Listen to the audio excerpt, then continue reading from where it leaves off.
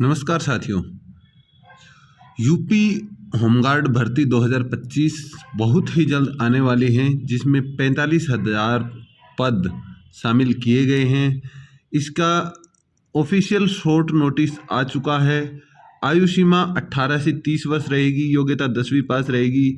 क्या आवेदन शुल्क रहेगा, पात्रता क्या रहेगी, दौड़ कितनी होगी, शारीरिक योग्यता क्या रहेगी, पूरी जानकारी आपको इस वीडियो में मिलने वाली है।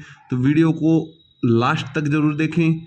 वीडियो अगर आपको अच्छी लगे तो वीडियो को लाइक करें, शेयर करें और चैनल को सब्सक्राइब करें, ताकि आपको आने वाली वीडियोज़ का नोटिफिकेशन मिलता रहे। तो शुरू करते हैं अपनी वीडियो।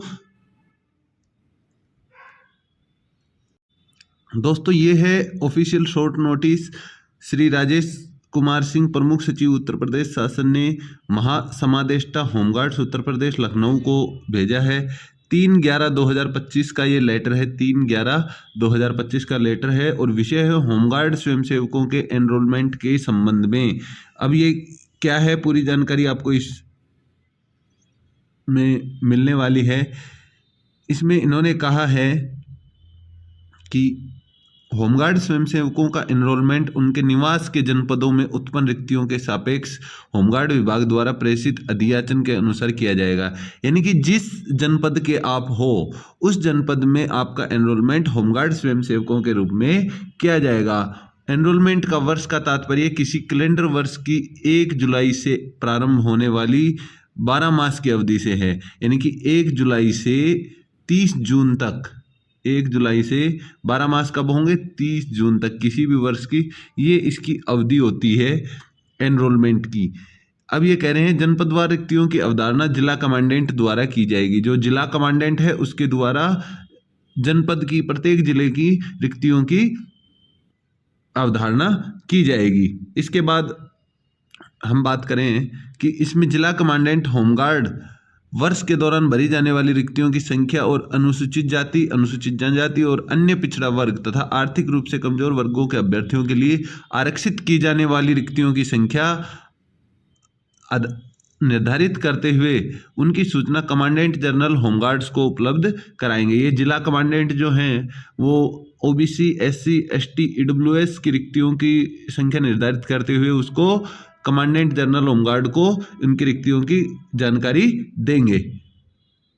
इसके बाद पात्रता की यदि हम बात करें तो शारीरिक व मानसिक दोष से युक्त तथा दिव्यांग व्यक्ति होमगार्ड के पदों पर पात्र नहीं होंगे। क्या? शारीरिक और मानसिक दोष से युक्त और दिव्यांग व्यक्ति होमगार्ड के पदों पर एनरोल नहीं किए जाएंगे।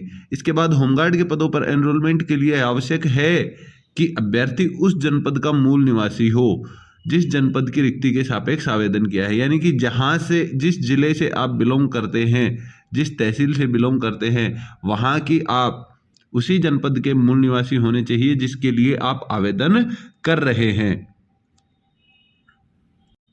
सार्वजनिक, शासकीय, अर्धशासकीय तथा सार्वजनिक उपक्रम की सेवाओं में नियमित रूप से कार्यरत व्यक्ति होमगार्ड के पद पर एनरोलमेंट हेतु पात्र नहीं होगा।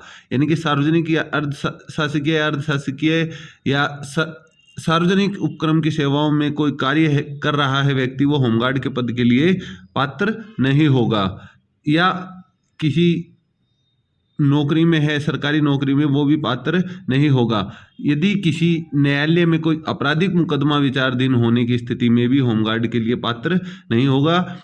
होमगार्ड के पद पर एनरोलमेंट के लिए पुरुष या महिला अभ्यर्थी पात्र नहीं होंगे जिसकी एक से अधिक पति या पत्नियां जीवित हों। यानी कि एक से ज़्यादा यदि पति या पत्नियां हैं, एक से ज़्यादा पति या पत्नी हैं आपके, तो आप होमगार्ड पदों के लिए पात्र नहीं किए जाएंगे।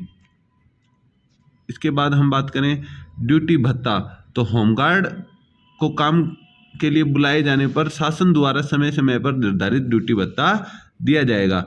आरक्षण का मैंने आपको बता दिया, एससी, एसटी, ओबीसी व ईडब्ल्यूएस को आरक्षण दिया जाएगा। शैक्षणिक योग्यता का निर्धारण। शैक्षणिक योग्यता आपकी 10वीं क्लास है, 10वीं क्लास उत्तीर्ण उत्तर प्रदेश सरकार द्वारा या अन्य मान्यता प्राप्त बोर्ड द्वारा इसके समकक्ष, आपकी 10वीं क्लास के समकक्ष उत्तीर्ण यदि हैं तो आप इसके लिए योग्य हैं। ये आपकी शैक्षणिक योग्यता हो गई। इसके बाद हम बात करें जो एनसीसी प्रमाण पत्र धारक हैं तो सी सर्टिफिकेट वाले को 3 नंबर दिए जाएंगे, B certificate 2 number, A certificate 1 number और स्काउट प्रमाण पत्र वाले को भी 1 नंबर दिया जाएगा। यानी कि जो साथी एनसीसी या स्काउट से संबंधित हैं उनको इसमें छूट दी जाएगी। इसके बाद यूपीएसडीएमए के तत्वाधान में आयोजित आपदा मित्र प्रशिक्षण के प्रमाण पत्र धारकों को भी 3 अंक दिए जाएंगे। यानी कि अगर इसके पास ये भी सर्टिफिकेट्स भी हैं और यूपीएसडीएमए द्वारा आयोजित आपदा मित्र प्रशिक्षण प्रमाण पत्र भी है तो उसको अलग से 3 नंबर और दिए जाएंगे। अभ्यर्थी द्वारा 4 पहिया वाहनों के वैध ड्राइविंग लाइसेंस धारक होने की स्थिति में 1 अंक पृथक से प्रदान किया जाएगा। यानी कि यदि किसी के पास ड्राइविंग लाइसेंस है 4 व्हीलर का तो उसको अलग से 1 नंबर दिया जाएगा। जो आयु सीमा है वो 18 वर्ष से 30 वर्ष तक होगी, यानी कि मिनिमम 18 वर्ष और अधिकतम 30 वर्ष आयु होगी। ओबीसी, एससी व एसटी कर्मचारियों को अधिकतम आयु में छूट प्रदान की जाएगी। जो निर्धारित छूट है वो प्रदान की जाएगी। आवेदन शुल्क की यदि हम बात करें तो होमगार्ड स्वयंसेवक के एनरोलमेंट हेतु अभ्यर्थियों के लिए आवेदन शुल्क का निर्धारण कमांडेंट जनरल होमगार्ड से विचार विमर्श करने के पश्चात उत्तर प्रदेश पुलिस भर्ती एवं प्रोन्नति बोर्ड द्वारा किया जाएगा। यानी कि आपका जो आवेदन शुल्क है उसकी जानकारी अभी नहीं दी गई है, उसकी जानकारी कमांडेंट जनरल होमगार्ड से विचार विमर्श करने के बाद दी जाएगी। इसके बाद परीक्षा की बात करें तो लिखित परीक्षा होगी। लिखित परीक्षा 100 अंकों की होगी जिसकी समयावधि 2 घंटे की होगी और ऑब्जेक्टिव टाइप आपकी लिखित परीक्षा होगी। ऑब्जेक्टिव टाइप आपकी क्या होगी? लिखित परीक्षा होगी। परीक्षा का पाठ्यक्रम और परीक्षा की प्रक्रिया उत्तर प्रदेश पुलिस भर्ती एवं प्रोन्नति बोर्ड द्वारा तय किया जाएगा। इसके बाद बात करें औपबंधिक श्रेष्ठता सूची। अभ्यर्थियों की लिखित परीक्षा में प्राप्त अंकों तथा प्रस्तर 7 में अंकित, यानी कि एनसीसी, स्काउट, जो मित्र कौशल योजना है उसका व लाइसेंस के नंबर के आधार पर अंकों को जोड़ने के उपरांत सभी अभ्यर्थियों की जिलावार मेरिट तैयार की जाएगी। जनपद में उपलब्ध रिक्तियों के दृष्टिगत तथा आरक्षण के विभिन्न प्रावधानों के आलोक में पर्याप्त संख्या में अभ्यर्थियों की समीक्षा एवं शारीरिक मानक परीक्षा के लिए उत्तर प्रदेश पुलिस भर्ती एवं प्रोन्नति बोर्ड द्वारा मेरिट लिस्ट जारी की जाएगी। इसके बाद अभ्यर्थियों की अभिलेखों की समीक्षा एवं शारीरिक मानक परीक्षण के लिए जिला मजिस्ट्रेट द्वारा नामित कोई डिप्टी कलेक्टर अध्यक्ष के रूप में कार्य किया जाएगा। जिला पुलिस प्रभारी द्वारा नामित कोई पुलिस उपाध्यक्ष सदस्य के रूप में, जिला विद्यालय निरीक्षक द्वारा नामित कोई राजपत्रित अधिकारी सदस्य के रूप में व मुख्य चिकित्सा अधिकारी द्वारा नामित कोई चिकित्सा अधिकारी सदस्य के रूप में कार्य करेगा आपके डॉक्यूमेंट्स वेरिफिकेशन के लिए और आपकी पीईटी फिजिकल टेस्ट के लिए। ठीक है, तो ये आपकी जानकारी थी, आशा करता हूँ अच्छी लगी होगी। इसके बाद जो शारीरिक मानक जो हैं वो ये हैं कि ऊंचाई आपकी जो जनरल, ओबीसी व एससी कैंडिडेट जो हैं उनकी 168 सेंटीमीटर हाइट होनी चाहिए व एसटी कैंडिडेट्स 160 सेंटीमीटर। जो चेस्ट है वो 79 से 84 और जो एसटी कैंडिडेट हैं उनके लिए 77 से 82 चेस्ट होनी चाहिए। महिला अभ्यर्थियों की यदि हम बात करें तो महिला अभ्यर्थियों की ऊंचाई 152 सेंटीमीटर व एसटी महिला की ऊंचाई 147 सेंटीमीटर। वजन की बात करें तो न्यूनतम वजन 40 kilogram general OBC SC candidates के लिए व एसटी कैंडिडेट्स के लिए भी 40 किलोग्राम वजन की प्रावधान किया गया है। यदि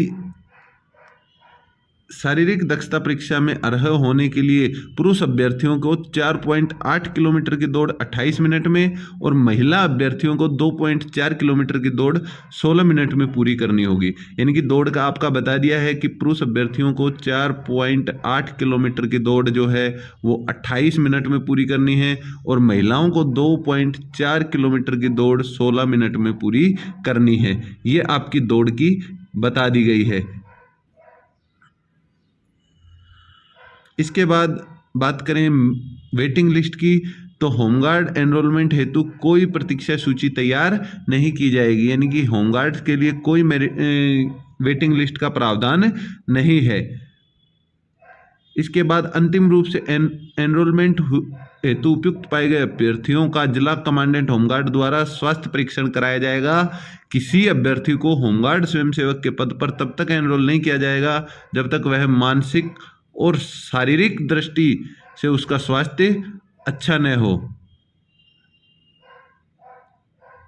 चिकित्सा बोर्ड द्वारा अभ्यर्थियों का स्वास्थ्य परीक्षण किया जाएगा, जिसमें नाक, नी, बोलैक्स, फ्लैट फिट, वेरिकोस वेन्स, दूर एवं निकट दृष्टि दोष, कलर ब्लाइंडनेस, श्रवण परीक्षण, रिनेज परीक्षण, वेबर्स परीक्षण, वर्टिगो परीक्षण, वाक दोष आदि समाविष्ट होंगे। ये सारी चीजें इसमें आपकी परीक्षण में की जाएंगी। और लास्ट जो है वो है चरित्र सत्यापन। तो अंतिम रूप से एनरोलमेंट उपयुक्त एवं चिकित्सकीय परीक्षण में उपयुक्त पाए गए अभ्यर्थियों का जिला कमांडेंट होमगार्ड द्वारा पुलिस सत्यापन कराया जाएगा कि आप पर कोई केस तो नहीं है, आपके ऊपर कोई एफआईआर तो नहीं है, ये आपका सत्यापन कराया जाएगा और फिर आपको ज्वाइनिंग दे दी जाएगी। तो ये जानकारी थी, आशा करता हूँ अच्छी लगी होगी। यदि अच्छी लगी है तो वीडियो को लाइक करें, शेयर करें और चैनल को सब्सक्राइब अवश्य करें। धन्यवाद।